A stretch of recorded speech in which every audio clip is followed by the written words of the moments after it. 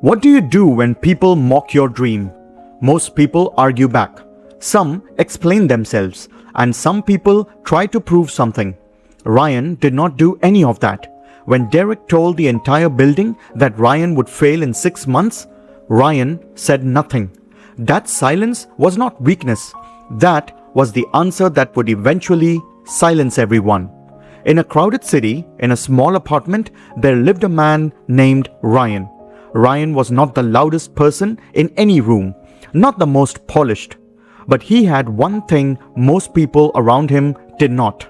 He had a direction, and he moved in it every single day. Before sunrise, he would work on his business. Not a glamorous one, a small cleaning supplies company he had started with 3 years of savings. He delivered the products himself. He kept the accounts himself. He answered every call. One floor above him lived a man named Derek. Derek was sharp, funny, and had an opinion about everything. And every time Ryan's name came up, Derek had the same opinion. That man is wasting his life. Cleaning supplies? With no money, no contacts, no experience? I give him 6 months. Maybe even less. People around Derek laughed because Derek was entertaining. Now here is where it gets interesting. Ryan heard every word, every prediction, every laugh. And do you know what he did? Nothing. He kept working. He kept moving. He kept his hands busy and his head down. One evening, his wife Stephanie asked him, "Does it not bother you what Derek says, what they all say? Do you not want to fight back, defend yourself, show them?" Ryan smiled and asked her, "Tell me one thing Derek has built, one risk he has taken, one time he has put something on the line and truly tried." Stephanie thought about it and said, "I cannot think of one." Ryan nodded. "Then why would I stop building what I am building to explain myself to someone who has never even started?" And he went back to work. Right now, there is a Derek in your life, someone with a loud opinion about your path who has never walked one themselves. If you know who that is, drop a yes in the comments. And if someone you love is losing sleep over what their Derek thinks, send them this video right now. They need it more than you know. Now, back to the story. A year passed, then 2. Quietly, without anyone announcing it, things had changed. Ryan had 20 clients, then 50. Then a contract with a hotel chain that took him 3 rejections to finally win. People in the building started asking his wife where he was. She would smile and say, "Working."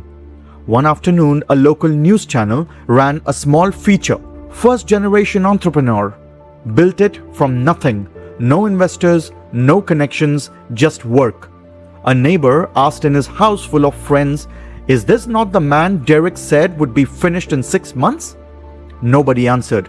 Nobody needed to. Derek saw the interview in silence because there was nothing left to say. He had spent 2 years watching someone build a life while he sat still and predicted their collapse. He had confused noise for power. He had confused laughter for intelligence. And now the joke had quietly come home to him. Here is what I want you to take from this story.